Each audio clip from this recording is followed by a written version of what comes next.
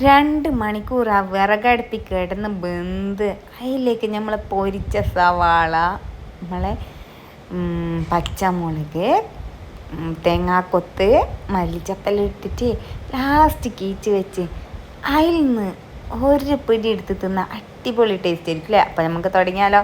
എന്നാൽ പിന്നെ ഒരു ചട്ടി വെച്ച് അതിലേക്ക് 2 സ്പൂണ് വെളിച്ചെണ്ണ, അധികം വെളിച്ചെണ്ണ വേണ്ട, കാരണം ബീഫിൽ എണ്ണ ഉണ്ടാവും. അപ്പോൾ നമ്മൾ 2 സ്പൂണ് വെളിച്ചെണ്ണ, ഒരു 3 സ്പൂണ് ഇഞ്ചി വെളുത്തുള്ളി പച്ചമുളക് പേസ്റ്റ്, ഒരു പച്ചമുളക് ഇട്ടാൽ മതി കേട്ടോ, കാരണം നമ്മൾ 2 കീറിയിട്ട് ഇടുന്നുണ്ട്, പിന്നെ നമ്മൾ പൊരിച്ചിട്ട് ഇടുന്നുണ്ട്. അപ്പോൾ അധികം എരുമാണ്ടിയോലി ഇട്ടാൽ മതി, അല്ലാത്തോലും ഒരു പച്ചമുളകും പിന്നെ നമ്മളെ വെളുത്തുള്ളി ഇഞ്ചി പേസ്റ്റ് കേട്ടോ. പിന്നെ വേണ്ടിയത് നമ്മളെ സവാളയാണ്, ഒരു 3 സവാള മീഡിയം സൈസാണ്, അധികം വലുതാണെങ്കിൽ 2 മതി കേട്ടോ. അപ്പോൾ 3 കുഞ്ഞി സവാളയോ, അതിലേക്ക് 2 വലിയ സൈസ് തന്നെ തക്കാളി കേട്ടോ. അപ്പോൾ തക്കാളി ഇട്ട് നല്ലപോലെ ഒന്ന് വഴറ്റിയെടുക്കണം കേട്ടോ.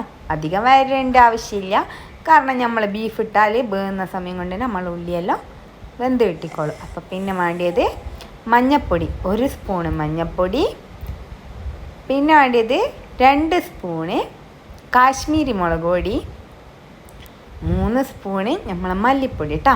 നമ്മളിതിൽ അധികം മസാല ചേർക്കാൻ പാടില്ല, കാരണം പിന്നെ അത് ആ ബീഫിൻ്റെ ഒരു ടേസ്റ്റെല്ലാം നമുക്ക് കിട്ടൂല. അപ്പം ഞാൻ പറഞ്ഞ അളവിൽ തന്നെ കറക്റ്റ് ചേർക്കും കേട്ടോ.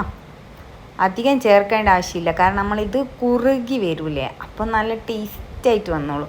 പിന്നെ വേണ്ടിയത് ബീഫ് മസാലപ്പൊടി ഉണ്ടെങ്കിൽ ഒരു 2 സ്പൂണാണ്. ബീഫ് ഇല്ലാത്തോല് ഗരം മസാലപ്പൊടി ഒരിത്തിരി ഇട്ടാൽ മതി, അധികം ഇടാൻ നിൽക്കണ്ട കേട്ടോ.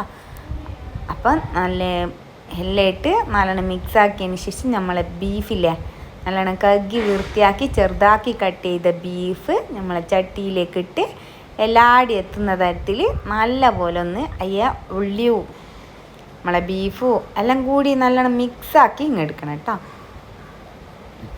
നല്ലോണം എല്ലാടി എത്തുന്ന തരത്തിൽ മിക്സാക്കി എടുത്തോ. എല്ലാം ഇഷ്ടപ്പെട്ടാൽ ലൈക്കും സബ്സ്ക്രൈബും ചെയ്യണേ, എന്നാലല്ലേ ഞങ്ങൾക്ക് അടുത്തടുത്ത പുതിയ പുതിയ വീഡിയോ ഇടാൻ പറ്റുള്ളൂ. അപ്പോൾ എല്ലാവരും ഇഷ്ടപ്പെട്ടാൽ ലൈക്കും സബ്സ്ക്രൈബും ചെയ്യാൻ മറക്കണ്ട കേട്ടോ. പിന്നെ നമ്മൾ ഇഞ്ചി വെളുത്തുള്ളി പച്ചമുളകെല്ലാം പേസ്റ്റാക്കി എടുത്തിക്കില്ലേ, അപ്പോൾ ആ മിക്സിയിലേക്ക് ഒരു ഗ്ലാസ്സും 1.5 ഗ്ലാസ് വെള്ളം എടുത്തട്ടാ. കാരണം നമ്മളിത് ഈ അടുപ്പത്ത് കിടന്ന് വേകുന്നതുകൊണ്ട് തന്നെ നമുക്ക് 1.5 ഗ്ലാസ്സോ അല്ലെങ്കിൽ 2 ഗ്ലാസ് ആയാലും പ്രശ്നമൊന്നുമില്ല കേട്ടോ. അപ്പോൾ ബാക്കി വെള്ളം നമ്മളെ ബീഫിൽ നിന്ന് തന്നെ ഇറങ്ങി വന്നോളൂ. ഇത് ഫ്രിഡ്ജിൽ വെച്ച ബീഫ് ആയതുകൊണ്ട് തന്നെ നല്ലപോലെ വെള്ളം ഇറങ്ങി വരും. അപ്പോൾ നമുക്ക് നോക്കിയിട്ട് വേണമെങ്കിൽ മാത്രം വീണ്ടും ചേർക്കാവുന്നതാണ് കേട്ടോ. അപ്പം നമ്മളെ ബീഫ് നല്ലപോലെ വെള്ളവും ചേർത്ത് ഇളക്കി ഇനി മൂടി വെക്കണം. അപ്പോൾ നമ്മളെ ബീഫ് ഏകദേശം ഒരു മണിക്കൂറിൻ്റെ അരമണിക്കൂറിൻ്റെ അരിയത്തായിക്കുണ്ടാവും കേട്ടോ. അപ്പം നമ്മൾ തുറന്ന് നോക്കിയാൽ നമ്മളെ ബീഫ് ഇങ്ങനെ ഉണ്ടാവും. അപ്പോൾ ഇതിലേക്ക് നമ്മൾ സ്പെഷ്യൽ ഇൻഗ്രീഡിയൻ്റ് ചിരങ്ങയില്ലേ, കൊളസ്ട്രോളിനും എല്ലാത്തിനും നല്ലതാട്ടോ ചിരങ്ങ. അപ്പോൾ നമ്മൾ ചിരങ്ങയും പിന്നെ നമുക്ക് വേണ്ടിയത് 2 നമ്മളെ പച്ചമുളക് ചീന്തി ഇട്ടത് കേട്ടോ. പിന്നെ വേണ്ടിയത് കറിവേപ്പില, അത് നിങ്ങളെടുത്ത് ഉള്ള എത്രയാണോ അത് ഇട്ടോ. അപ്പോൾ കറിവേപ്പില ഇട്ട് ഒരു 1.5 മണിക്കൂർ, ഏകദേശം 1.5-2 മണിക്കൂർ ആകുമ്പോഴത്തേക്ക് നമ്മളെ ബീഫ് കുറുകി വെന്ത് വന്നിട്ടുണ്ടാവും കേട്ടോ. ഇതിലേക്ക് നമ്മൾ ഒരു സവാള പൊരിച്ചതും പിന്നെ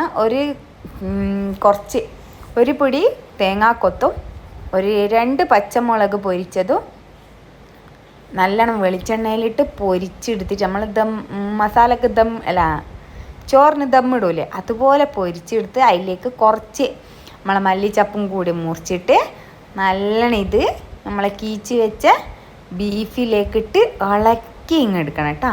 എല്ലാടി എത്തിക്കോട്ടെ. അപ്പോൾ നമ്മളെ ലാടി എത്തിയാൽ ഒരു 5 മിനിറ്റ് മൂടി വെച്ച് ഇങ്ങെടുത്ത് നമ്മൾ അടിപൊളി ബീഫ് കറി റെഡിയായ ബീഫ് കറി നേരെ ഒരു പൊറാട്ട എടുത്ത് അതിൻ്റെ മേലേക്ക് നമ്മൾ ഗ്രേവി ഇങ്ങനെ പാർന്ന് അതിൽ നിന്ന് ഒരു കഷ്ണം പൊറാട്ട എടുത്ത് പിന്നെ നമ്മളെ ഒരു കഷ്ണം ബീഫ് എടുത്ത് അച്ചാറിലിങ്ങ് കുളിപ്പിച്ച് നേരെ കൊണ്ടുപോയിട്ട് നമ്മളെ വായിലേക്ക് ഇണ്ണു. അടിപൊളിയാണ്. മസ്റ്റ് ട്രൈ കേട്ടാ. ഇഷ്ടപ്പെട്ടാൽ ലൈക്ക് സബ്സ്ക്രൈബും ചെയ്യാൻ മറക്കണ്ട. ഇങ്ങനൊന്ന് ട്രൈ ചെയ്തോ.